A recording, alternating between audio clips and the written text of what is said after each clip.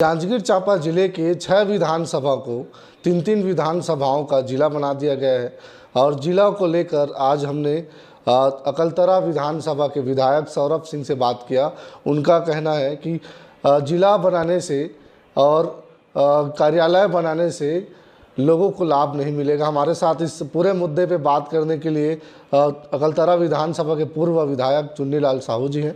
Sir, इसको कैसे देखते हैं? सौरभ सिंह का बयान आया, हम सवेरे पहुंचे हुए थे ग्राउंड रिपोर्ट बनाने के लिए। उनका कहना है कि शक्ति विधानसभा और जितने भी छत्तीसगढ़ में जिला बनाए गए हैं, जिला बनाने से लोगों का विकास नहीं होगा।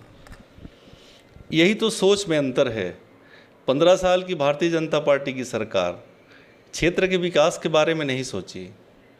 आज आप कह सकते हैं कि जिला का बंटवारा हुआ, ज़्यादा जिला बनाए गए तो लोगों को सहूलियत मिलेगा, नज़दीकियाँ बढ़ेंगी और दफ्तर में काम कराने के लिए, आने जाने के लिए ये तो विकास की एक कड़ी है।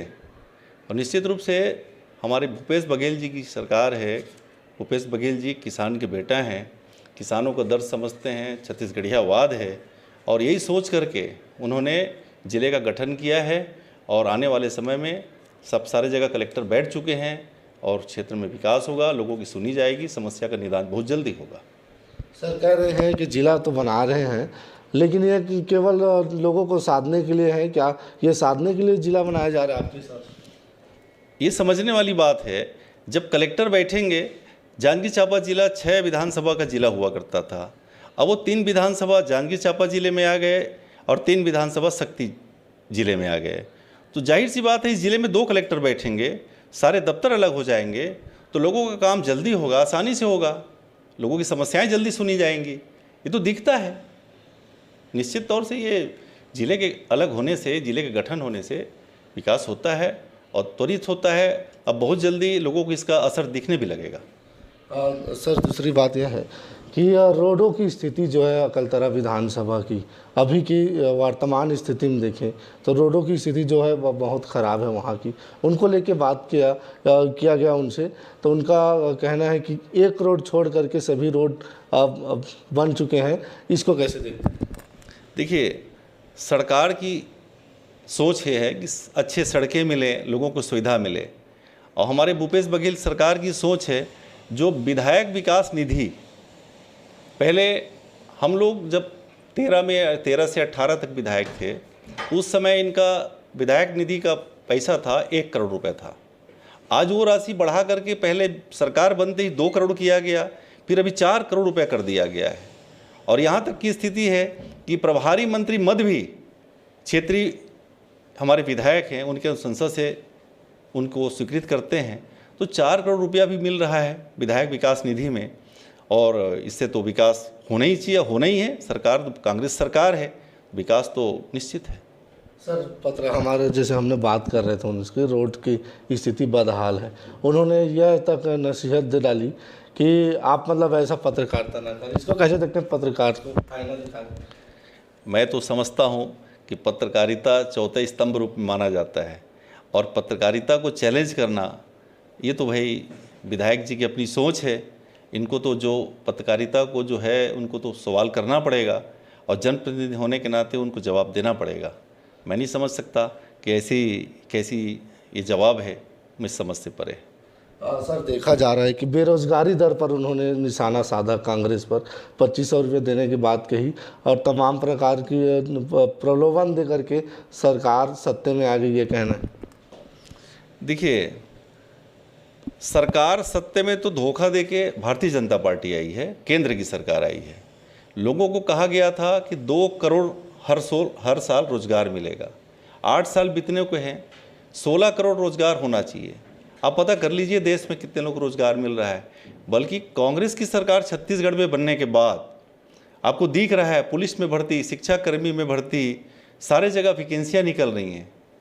बहुत सारे रोजगार गौठान के माध्यम से छत्तीसगढ़ की सरकार लोगों को स्वरोजगार की सहायता से, महिला स्व सहायता के समूह के माध्यम से सबको रोजगार मिल रहा है। यही तो है अंतर। रोजगार तो मिल रहा है छत्तीसगढ़ में, लेकिन छले तो वो गए हैं जो मोदी जी के कहने से कि 15 लाख रुपया खाते में आएगा, 2 करोड़ को हर साल रोजगार मिलेगा, वो कहाँ दिख रहा है? छले तो वो गए हैं।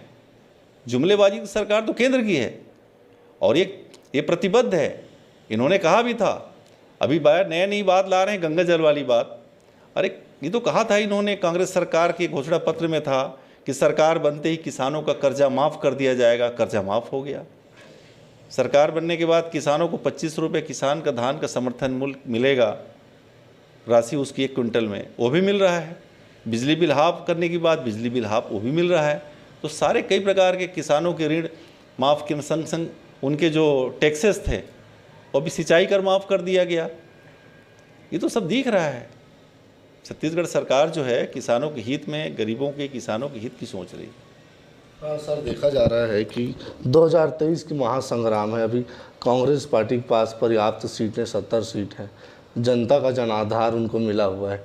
कैसे देखने 2023 में जो बाकी जो सीट है जो कांग्रेस के खाते से रह गई है अभी उनके क्षेत्र में नहीं, क्या 2023 में उस पर कांग्रेस परचम लहरा पाएगी और विकास कार्य जो अभी छूट गया है उसको क्या आगे बढ़ा पाएगी? निश्चित रूप से इतनी बड़ी कल्याणकारी योजना है कांग्रेस सरकार की छत्तीसगढ़ में कि चाहे किसान हो, गरीब हो, महिला हो, आदिवासी हो, अनुसूचित जाति हो, सारे वर्ग, चाहे स्टूडेंट हो, विद्यार्थी हो, जो बेरोजगार है उनको भी रोजगार मिल रहा है। सारे वर्ग इस सरकार से एक उम्मीद की है और जो उम्मीद पे हमारी सरकार खरा उतर रही है।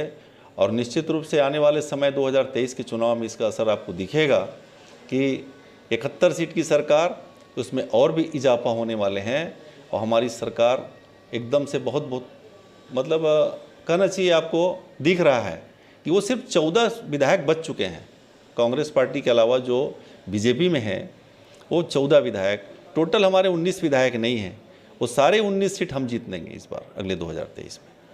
अच्छा, अकलतरा विधानसभा को कैसे देखते हैं सर कि इस बार पिछड़ा छूट गया है, तो अभी किस प्रकार से वहाँ विकास कार्य चल रहा है, तमाम चीज़ों में लोगों को किस प्रकार से लाभ मिल रहा है वहाँ बीजेपी के विधायक होने से? ये बातें मेरे हिसाब से जनता से पूछी जानी चाहिए। जनता कितना खुश है, अकलतरा विधानसभा की मतदाता, उनके कार्यकर्ता, क्षेत्र के वासी कितने खुश है, तो आप क्षेत्र की जनता से पूछ सकते हैं। मुझे लगता है कि मुझे इस बारे में टिप्पणी नहीं करनी चाहिए। और जनता जनार्दन है, जनादेश 2023 में मिलेगा, आपको भी पता चल जाएगा। तो हमारे साथ तमाम विषयों पर बात करने, सर एक विषय और छूट जाता है, उसको भी अपन लेते चलते हैं क्योंकि जनता का जनाधार और भूपे सहित भरोसा है कहते हैं सर। और रोडों की स्थिति को लेके हमने अकलतरा विधायक से बात किया। उनका कहना था सब चीज़ ठीक सी भड़क गए, ठीक है। लास्ट में उन्होंने ये कह दिया कैमरा बंद होने के बाद कि 3 महीने का अल्टीमेटम हम आपको दे देते हैं। 3 महीने में एक भी अकलतरा विधानसभा में एक भी सड़क जो है वो बदहाल या फिर नई बनी बुनाई आपको नज़र आएगी। इस पर कैसे आप देखते हैं, मतलब कैमरा बंद होने के बाद क्या इसको किस नज़रिए से देखते हैं?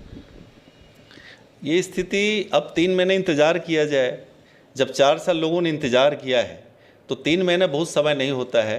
3 महीना भी इंतज़ार किया जा सकता है, उसके बाद फिर अपन बात करेंगे। माननीय विधायक जी ने जब कहा है को 3 महीने बाद वो पूर्ति होती है कि नहीं होती है, तो 3 महीने बाद ही कहा जा सकता है। तो हमारे साथ तमाम विषयों पर बात करने के लिए पूर्व विधायक चुन्नीलाल साहू जी थे। उन्होंने पूरी बातों की पलटवार कर जवाब दिया है, सही जवाब दिया है। और आने वाला समय बताएगा कि अकलतरा विधानसभा का जनाधार इस बार 2023 में किसे मिलता है, या फिर यह कहें कि अकलतरा विधानसभा का इस बार का हीरो कौन होगा, ये देखने वाली बात होगी। और तमाम विषयों पर बात करने के लिए आपका बहुत बहुत धन्यवाद विधायक महोदय। और दूसरी बात यह है कि छत्तीसगढ़ में लगातार कांग्रेस की सीट बढ़ रही है, उस पर भी लगातार सियासी, और उन्होंने गंगा जल को जो बात आ रही कांग्रेस को, उनको भी उन्होंने सामने रख दिया है कि कोई छलावा नहीं है। और आने वाला वक्त अब बदलाव का होता है या फिर सियासी दौर का होता है, ये देखना होगा कि 2023 में या क्या अकलतरा विधानसभा की जनाधार पंजा पर मोहर लगाकर क्या इस बार फिर कांग्रेस की सीट वहां देती है। Dhanvijay RJ news, Janjgir Champa, Chhattisgarh.